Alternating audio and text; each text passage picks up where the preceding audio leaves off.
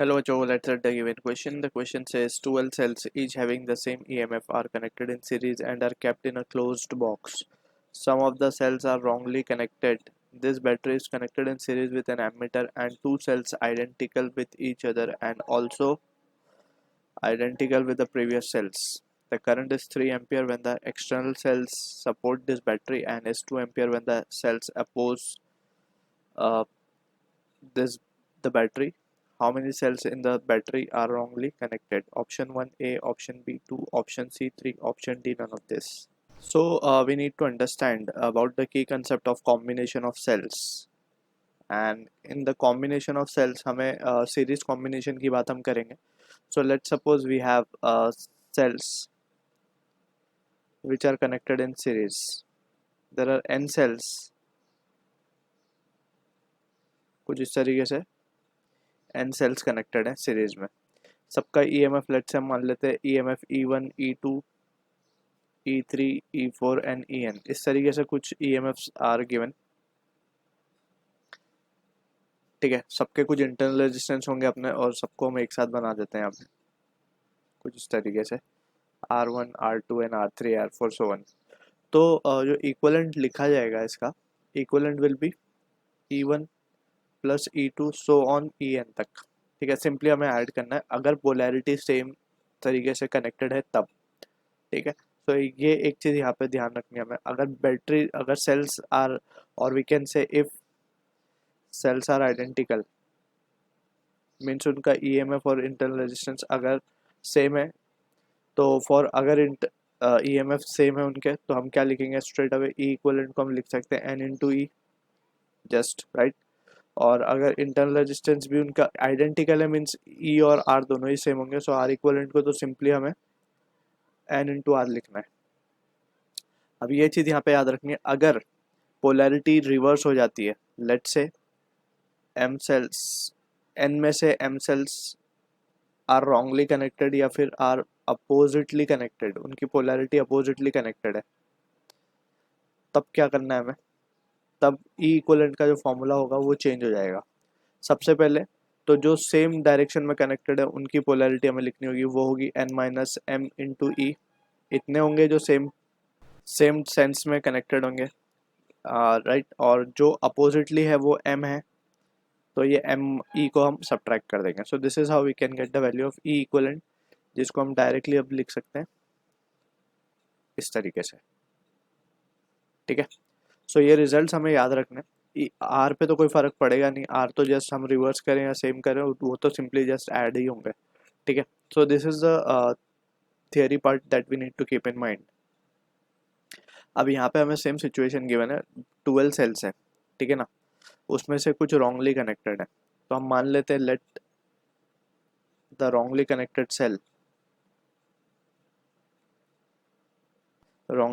Cell को हम m मान लेते हैं. Connected cells be m. ठीक है, so from this we can say जो ई इक्वलेंट हम लिख पाएंगे अब डायरेक्ट हम अब रिजल्ट यूज कर लेंगे. 12 में से हमने m को तो रॉन्गली कनेक्ट कर दिया तो ये इतने होंगे जो सीधे कनेक्टेड होंगे 12 minus M into E right, minus of M into E, इतने रॉन्गली कनेक्टेड है. ठीक है ना, तो ये मिल गया हमें ई इक्वलेंट. तो ई इक्वलेंट अगर हम लिखें यहाँ पे प्रॉपरली तो E equivalent can be written as 12 E minus of 2 M E. हमें ये एम ही फाइंड करने को कहा गया है क्वेश्चन में. ठीक, अब हम मान लेते हैं लेट से जो इक्वलेंट रेजिस्टेंस है उसको हम लेट से कैपिटल आर मान लेते हैं फॉर दिस सिचुएशन. ठीक है, तो अब दो कंडीशंस हमें गिवन है. दो कंडीशन में क्या क्या गिवन है. फर्स्ट कंडीशन में गिवन है जब दो और अलग से सेल हमने लगाए हैं, ये जो 12 सेल्स थे इनके साथ दो और अलग से सेल लगाए वो भी आइडेंटिकल है इनकी तरह ही, तो अगर वो असिस्ट करेंगे दैट मीन्स अगर हम मान ले कि ये हमारे 12 सेल्स थे वो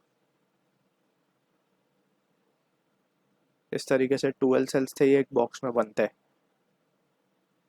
ठीक है, इसके साथ हमने एक एमीटर लगा रखा है और इसके साथ हमने दो सेल्स और लगा दिए अब जो भी आइडेंटिकल है. अब ये दो सेल्स अगर असिस्ट करेंगे, ये जो हमने केस बनाया ये असिस्ट वाला केस है. ठीक है ना, देख सकते हैं पोलैरिटी सेम है। ठीक, क्वेश्चन में कहा गया है कि टू आइडेंटिकल सेल खुद भी आइडेंटिकल और प्रीवियस को भी आइडेंटिकल है, यानी कि सभी एक तरीके के सेल्स हो गए। The current is 3 ampere when the external cell support this battery, यानी कि मेजॉरिटी जो भी चीज़ होंगी वो सपोर्टिव होंगी। लाइक फॉर एग्जांपल अगर इसमें मेजरली कुछ प्लस माइनस इस तरीके से ओरिएंटेड है तो ये भी प्लस माइनस हो जाएंगे ताकि ये असिस्ट करें। अपोज में ये उल्टे हो जाएंगे। Just for the sake of understanding हमने यहाँ पे शो किया है कि इस तरीके से कुछ होगा ये, ठीक है।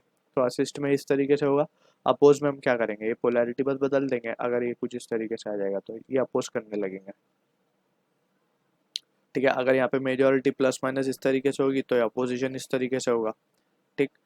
तो just for the sake of understanding we have drawn the diagram, क्योंकि हमें एग्जैक्टली पता नहीं है कि अंदर कितने असिस्ट कर रहे हैं कितने अपोज कर रहे हैं, ठीक है। हमने मान लिया है कि 12 में से कुछ रॉन्गली कनेक्टेड है, तो इस तरीके से we have shown the diagram. अब now we can see from the situation हम क्या लिख सकते हैं। फर्स्ट केस में अगर असिस्ट वाला केस होगा, असिस्ट के केस में हम क्या लिख पाएंगे, it can be written as, अगर हम करंट की बात करें तो करंट क्या हो जाएगा हमारा V by R, right. So V तो V क्या लिखा जाएगा 12E माइनस 2ME तो है ही, असिस्ट वाले केस में 2E और ऐड हो गए डिवाइडेड बाय R मान लिया हमने इसको, ठीक है। तो ये तो एक केस हो गया। अब यहाँ पे 3 एम्पियर गिवन है, अगर हम ध्यान से देखें तो, या फिर 3 लिख देते हैं हम जस्ट, ठीक है। अपोज के केस में भी देख लेते हैं हम, अपोज के केस में 2 गिवन है एंड यहाँ पे अब क्या होगा, ये माइनस हो जाएगा just 12E minus 2ME minus 2E,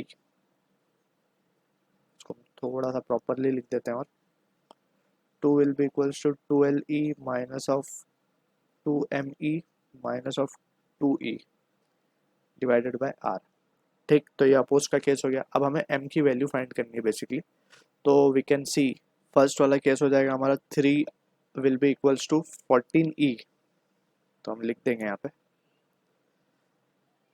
3 will be equals to 14E minus of ME divided by R, इसको हम इक्वेशन 1 कह देंगे। दूसरा जो बनेगा वो बनेगा 12 will be equals to 10E minus of ME divided by R, and यहाँ पे 2ME है ये, तो we have to be careful. Now we can divide 1 and 2 equation. So from 1 and 2 we can say 1 divided by 2 जब हम करेंगे तो ये हो जाएगा 3 by 2, E from both side can be cancelled out and R भी cancel हो जाएंगे। So जो रिजल्ट बचेगा वो बचेगा 14 minus 2M divided by 10 minus 2M, राइट। सो अब क्रॉस मल्टीप्लीकेशन में क्या मिलेगा हमें, 30 minus of 6M will be equals to 28 minus of 4M। So finally we have the result 2 will be equals to, ये हो जाएगा हमारे पास 6 माइनस 4 विल बी 2M, तो M की वैल्यू आएगी 1। सो एक सेल रॉन्गली कनेक्टेड होगा इन द गिवन बॉक्स।